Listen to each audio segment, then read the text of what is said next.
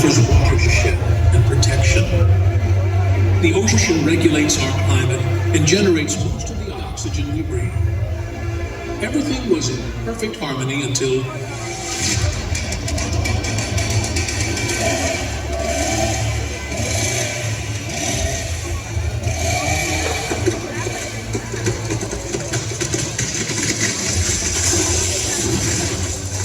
the leading cause of biodiversity loss is deforestation.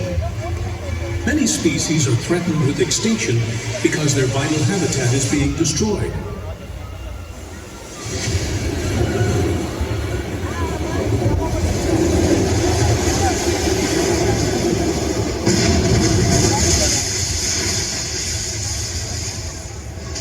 Illegal fishing is a key driver of global overfishing. It threatens marine ecosystems, puts food insecurity and regional stability at risk.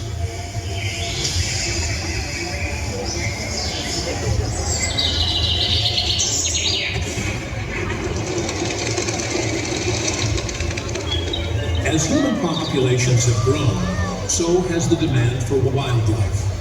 Wild animals are being poached on a massive scale, with millions of individual animals worldwide killed or captured from their native habitats.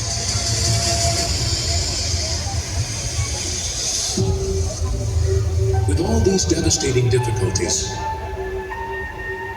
the question is, who is going to save Mother Earth?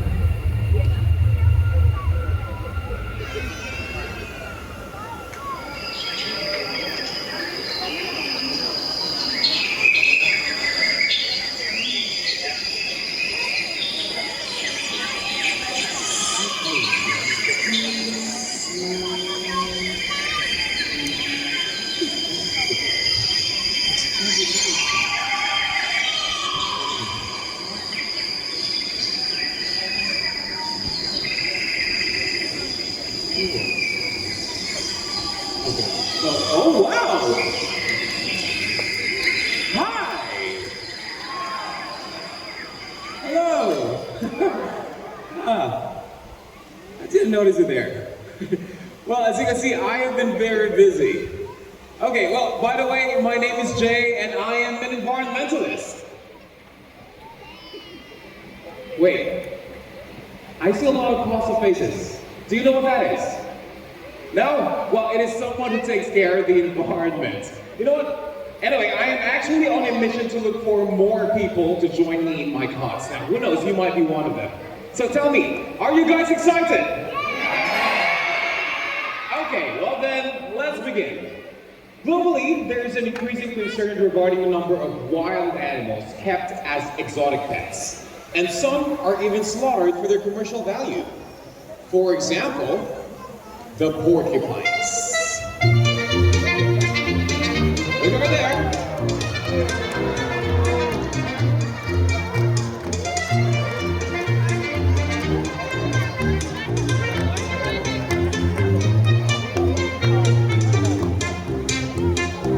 Alright, now the range of Indian-crested porcupines covers a huge territory stretching across Southeast and Central Asia and some parts of the Middle East. Now, they are hunted for their meat, which is considered a delicacy, and for their quills. You see the spiky thing on their backs, which are being used for traditional medicine, like ornaments or good luck charms. Now, their quills are believed to heal illnesses such as fainting, lethargy, and swollen legs. Additionally, they are sometimes targeted as agricultural pests because they feed on farmers' crops and may be killed as a result. But you know what, just between you and me, I have to admit, they may look very intimidating, but you know what, porcupines, they are very gentle creatures. Now, I have a question. Do you think they can shoot those quills like arrows? Do you? No, they don't do that. All right, everybody, those are our porcupines.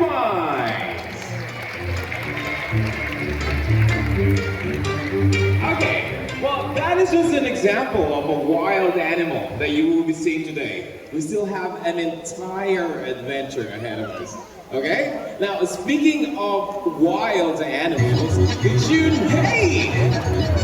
What are you doing?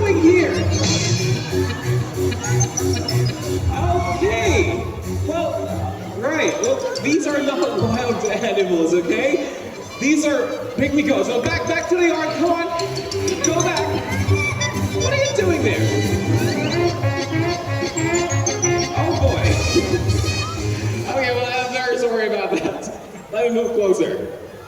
Okay, now I have mentioned Asia a while ago, right? You know what? The Asian continent holds vast biodiversity of plants and animal life, including, let's see, can you give me an example of a big animal from Asia? What is that? An elephant. Okay, thank you so much. Any more? Yep. A panda, that is correct. Any more? A tiger, that is right. Now, you can easily notice these animals because of their size. They're huge, right? But you know what? There's a lot more to discover in Asia, which may come in small packages. Just like our Asian small otter. Thank you.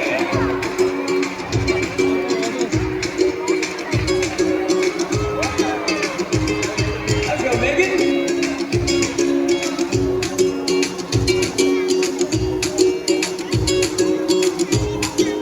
Here she is. All right, now everybody, this is Megan, our Asian small-clawed otter. Now Megan, like all of her animal friends here, is an ambassador of the park that supports education and conservation goals. Now, she plays an important role connecting the guests to her species and other animals in the wild.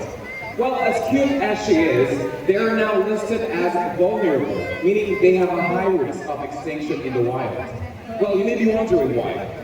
Well, that is because they are being taken as pups or babies to be used as pets and attractions for establishments such as otter cafes, wherein wild otters are interacting with paying customers. So you know what? One way for us to protect these animals is to not go to those kind of establishments so otters can still be with us in the future. Do you guys agree? Yes? All right, there you go. Everybody, let's say goodbye to Megan. Bye, Megan.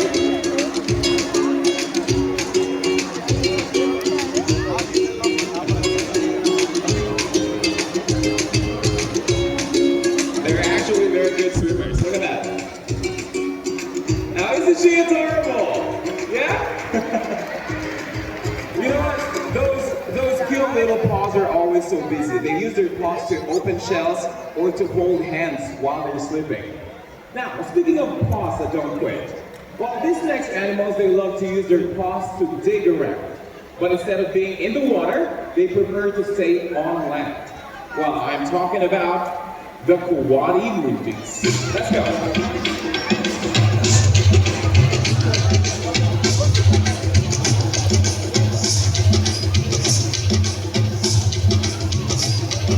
Alright, now coatis are coati movies. They are tree climbing mammals from South America and are in fact members of the raccoon family.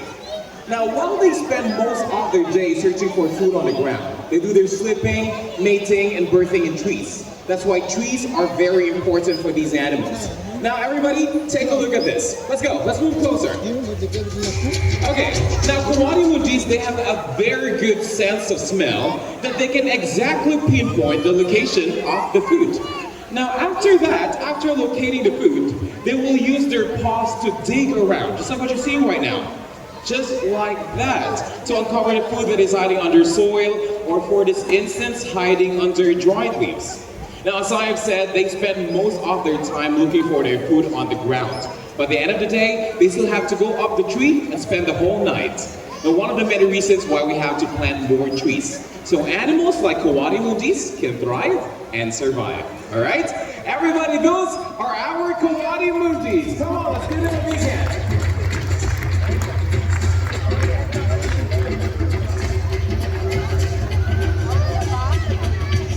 They're really good sniffers, okay? Now, speaking of smelling good, well, this next animal will take the word smelling good to the next level. In fact, this one smells like a buttered popcorn. Now, do you know which animal smells like a buttered popcorn? Anyone? Any wild guesses? Nothing? How about you? No? No one? Oh, that's unfortunate. Well, you know what? No one's preparing snacks backstage. It's just a natural set of our next animal, Beanie, the Binturong.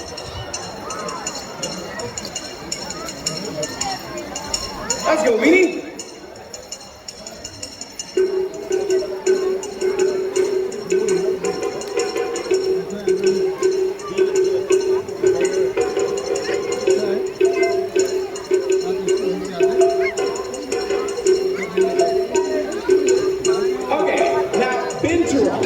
Known as a bear cat. But guess what? He is neither a bear nor a cat. Now, can you see that long and fluffy tail that he has? That is what we call the prehensile tail. Now, they use that tail to grab onto things like an extra hand. That is actually so powerful that they can hang from it upside down. Let's show them, Beanie.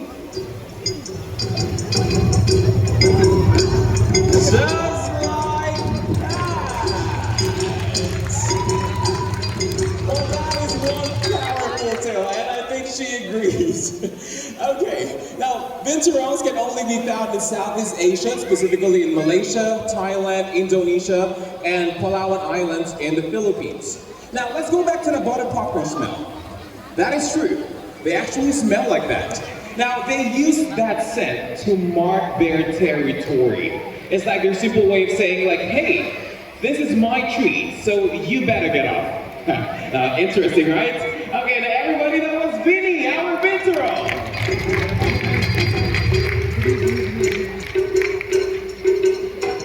Thank you so much, Beanie. Okay, now since we are talking about tails, this next animal might have one of the most famous tails in the animal kingdom. Do you see anything? Where? Huh? Oh, there you go. Wow, almost forgot about you. All right, we have our visitors from Madagascar. Hello. All right, now why don't you join me right over here? Come on, yellow. All right, ladies and gentlemen, these are our ring-tailed lemurs. Now, you know what? Lemurs' tails, they are as unique to them as fingerprints as to humans. It is different for each lemurs. But you know what? Unfortunately, practices such as cattle grazing and mining and even illegal logging are threatening the population of these animals. So right here in the park, we were able to breed a lot of ring-tailed lemurs. Now, if you actually want to see them, you can visit our African village. Or if you want to try doing this, feeding the lemurs, well, you can avail our lemur feeding program. Kindly approach one of our friendly park guides. There you have it, ladies and gentlemen. Have a big hand for our lemurs. Come on. Why?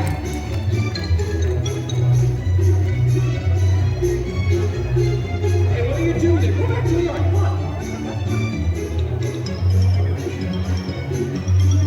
There you go. Okay. Now, everybody, do you want to see more? Well, you know what? I think you can do better than that. Let's try it one more time. Do you want to see more? Ah, that's what I'm talking about. Okay. Now, where was I? Right, trees. Now, speaking of trees, deforestation. Hey, how many times do I have to tell you this is a wild animal presentation? You are domesticated 1,000 years ago. Come on back in time.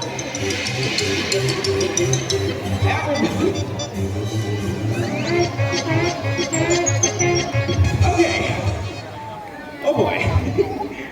Right. Now, as I was saying, well, deforestation removes habitat for many animals. That's why some of them are forced to move to the cities where they're more likely to clash with humans, which is the case of the raccoons.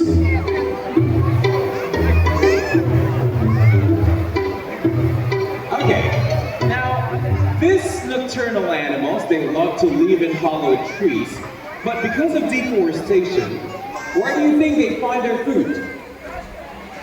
Where? In the trash can, that is correct. Well, raccoons have learned that human garbage are reliable sources of food. Because you know what, listen to this. Even I Why would I waste my time looking for food in the wild when humans serve up a whole buffet, right? Well, garbage may not smell very good to us humans, but for raccoons who are foragers by nature, they find the smell and even the taste of human food scraps very appealing. Now you see how he's devouring the food inside the bin, and this one is Coco. Now he has to make sure that everything is finished before he leaves. What did you find there? Okay, it's fun.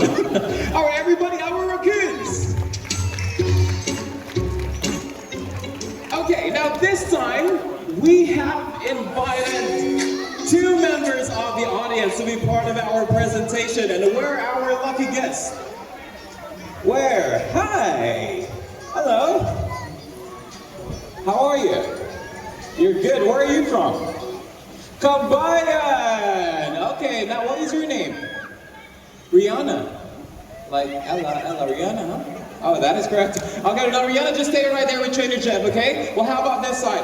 Okay, we have one right there. Hello. Hi. Are you having a good time so far? You are? Fantastic. Okay, now what is your name? Max. That is very easy. Everybody, a big hand for Max and Rihanna.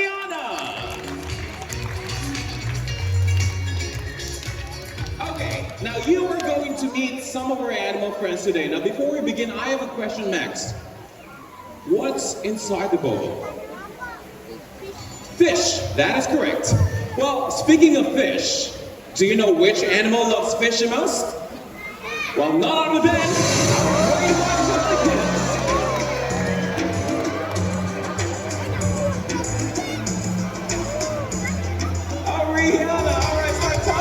Just like that.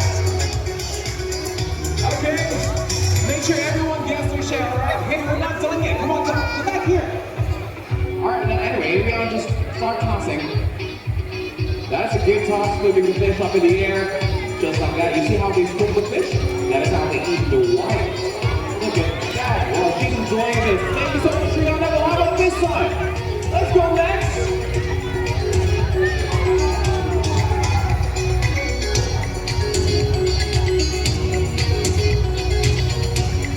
There you have it. Make sure everyone gets their share, okay? Just like that. Alright, there's fish for everyone. Don't fight for it. Alright, really doing this. Well, you don't get to feed pelicans every day, right? So this is a once-in-a-lifetime experience. Look at that. They're very excited to meet you. There you go. Thank you so much, Max. That was a job well done. Alright.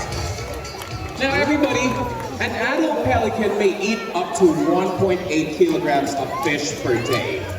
And that is just for a single individual. Now, these birds, they tend to gather in groups of up to dozens or even hundreds. So imagine if there is no fish in the water. Well, not good news for these giant birds, right? So we better start taking care of our oceans. Ladies and gentlemen, our great white pelican!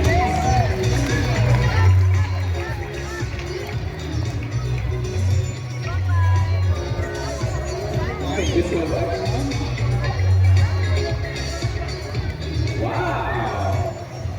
All right, did you like that? Yes? Thank you so much. But you know what? Not all birds that stay in the water primarily eat fish. There are those birds who love to swim around, but love to feed on plants. Just like the swans.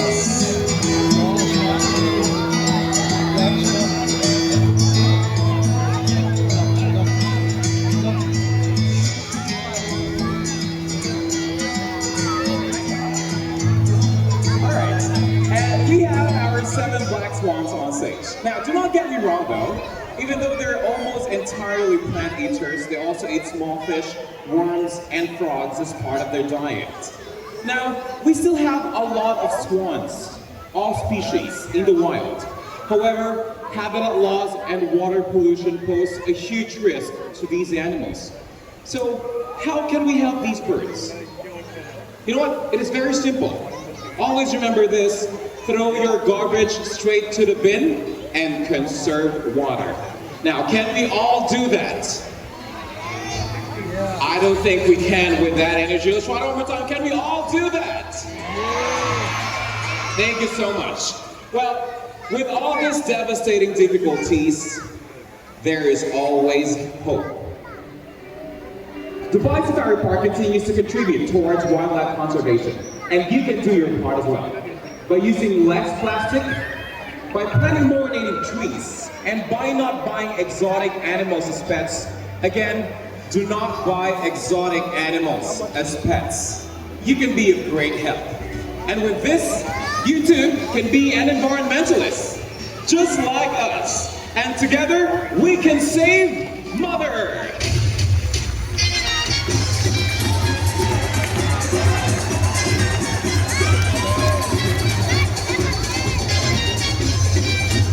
Well, there you have it, ladies and gentlemen. Our team and our animal friends have to go for the meantime. Let us be courageous in our commitment to protect and preserve our precious natural world for our own sake and for the sake of the wildlife. Thank you guys so much. Shukran, shukriya, espasibo, merci, gracias, maraming salamat po. Goodbye everyone.